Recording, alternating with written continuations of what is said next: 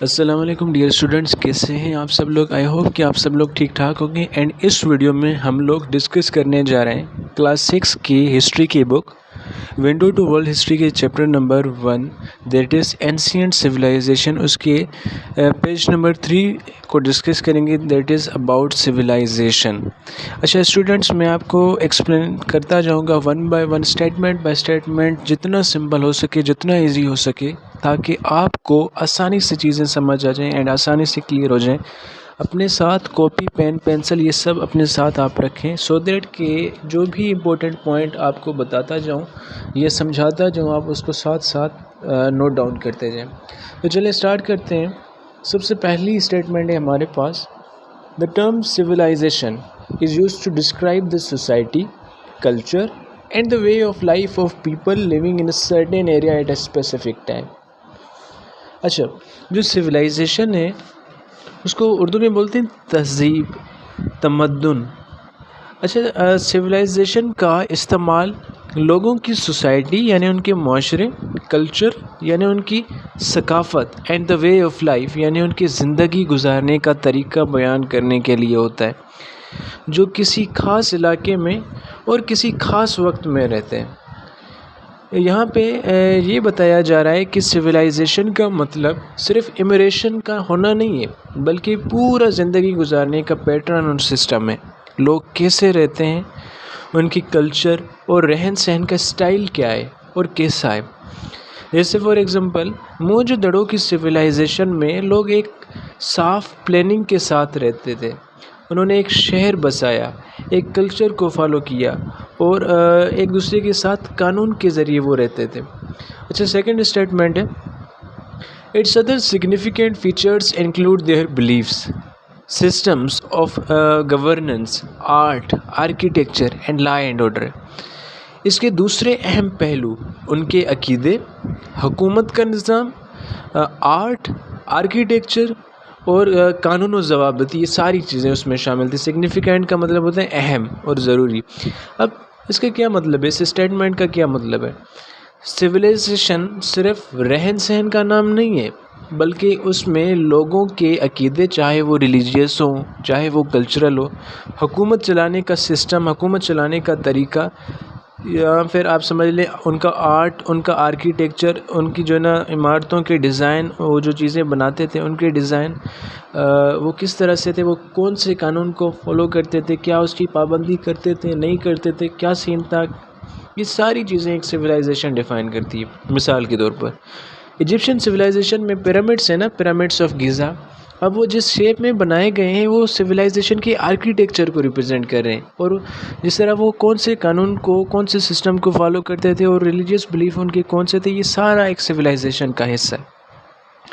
Most of the world civilization originated near rivers. دنیا کی زیادہ تر سویلائزیشن دریاؤں کے قریب پیدا ہوئی. اوریجنیٹڈ کا مطلب ہوتا ہے پیدا ہونا یا شروع ہونا.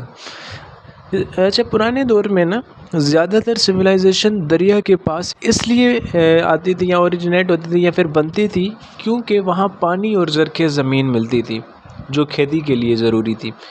اچھا، پھر جیسے for example Indus valley civilization جو ہمارے پاکستان میں، جس کی جو ہے نا آپ کو مطلب رینس وغیرہ ملتے ہیں، تو اس سویلائزیشن میں جو لوگ تھے وہ انڈس ریور کے آس پاس یہ جو ہے نا اپنے آپ کو گھر وغیرہ بسانا سٹارٹ کیا.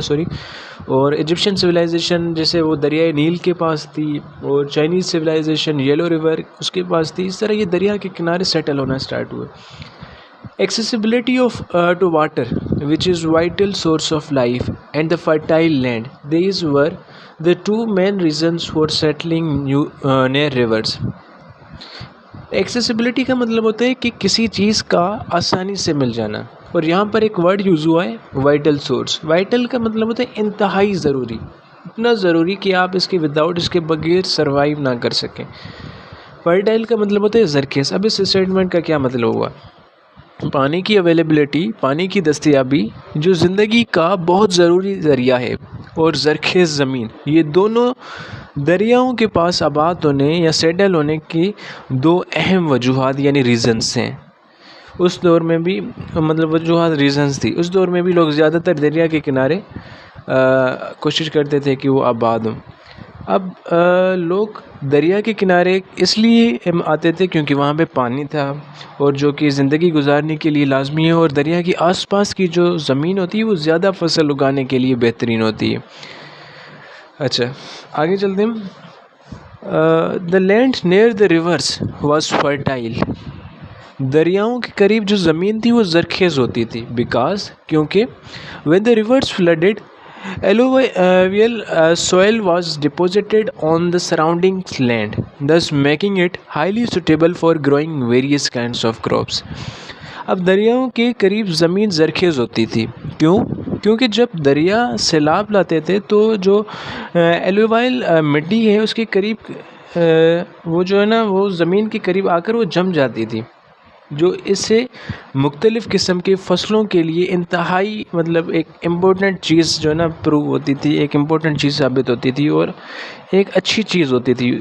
فلڈ کا مطلب ہوتا ہے سیلاب, اور ایلوویل سوئل یہ ایک ایسی سوئل ہوتی ہے جو سیلاب مطلب کہ نا جب آتا ہے وہ اپنے ساتھ جس مٹی کو لے کر آتا ہے اس کو نا ایلوویل سوئل بولتے ہیں. ڈپوزیٹڈ یعنی جمع ہونا. اچھا جب دریاؤں میں سیلاب آتا تھا تو پانی کے ساتھ مٹی اور منرلز یہ دونوں آتے تھے جو زمین پر گر کر اسے بہت زرخیز بنا دیتے تھے. اس وجہ سے وہاں ہر طرح کی فصلیں اگنا آسان ہوتا تھا. جیسے نیل کے سیلاب کے بعد وہاں کی زمینیں جو دریائے نیل کی بات کر رہا ہوں, ریور نائل, تو وہاں کی زمینوں میں ایک ایسی مٹی ہوتی جو گندم اور باقی سبزیاں اور جتنی بھی فصلیں تھیں وہاں پر اگر اگائی جاتی تو وہ بہت اچھی اگتی تھی. Ancient civilization expanded when people started to occupy neighboring areas in order to acquire more land for use, to gain access to resources and to establish their control over that territory. قدیم civilization تب پھیلی یا تب expand ہوئی جب لوگوں نے آس پاس کے علاقوں پر قبضہ کرنا شروع کیا تاکہ زیادہ زمین حاصل کر سکیں, ان کے ریسورسز کو یوز کر سکیں. دوسرے جو لوگ تھے ان کے ریسورسز کو, جب زمین آپ لے لیتے ہیں تو ان کے ریسورسز کو ظاہری بات ہے آپ یوز کرتے ہیں اور اس علاقے پر اپنا ایک کنٹرول یا اپنا قبضہ قائم کر سکیں. اینشینٹ کا مطلب ہوتا ہے پرانا اور قدیم.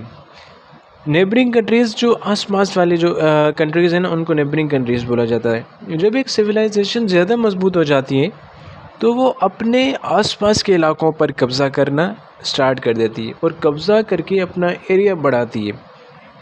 اس سے ان کو زیادہ زمین, زیادہ کھیتی کا موقع اور نئے وسیلے ملتے ہیں. جیسے ایک تھا امپائر, رومن امپائر, انہوں نے اپنا علاقہ یورپ, افریقہ اور ایشیا ان تینوں مطلب کہ کانٹیننٹس میں پھیلا کے رکھا ہوا تھا.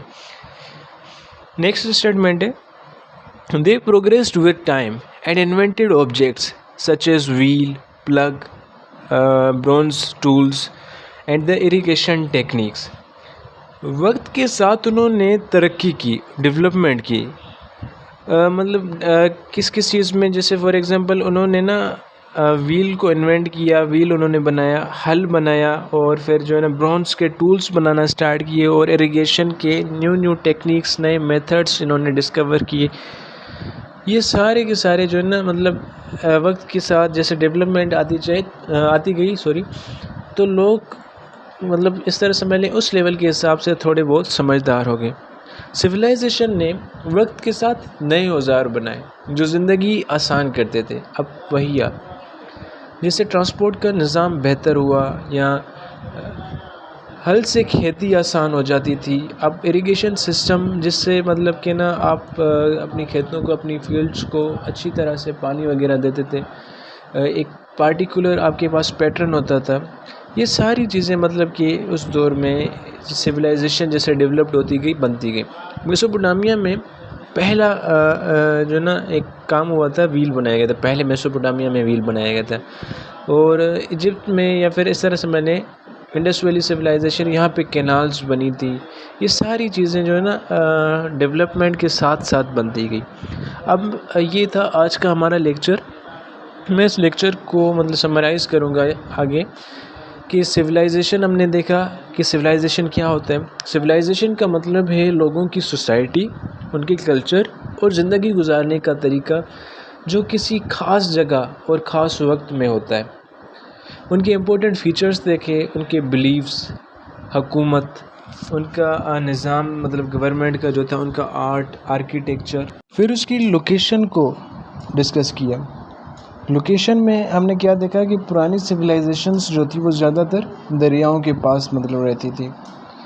اس کا ریزن کیا تھا کیونکہ وہاں پہ پانی کی آسانی سے دستیابی ہو اور زرخیز زمین یعنی فرٹائل لینڈ ہوتی. پھر ایکسپینشن کے لیے لوگ آس پاس کے علاقوں پر قبضہ کر کے زیادہ زمین، ریسورسز یعنی وسیلے اور کنٹرول حاصل کرتے تھے.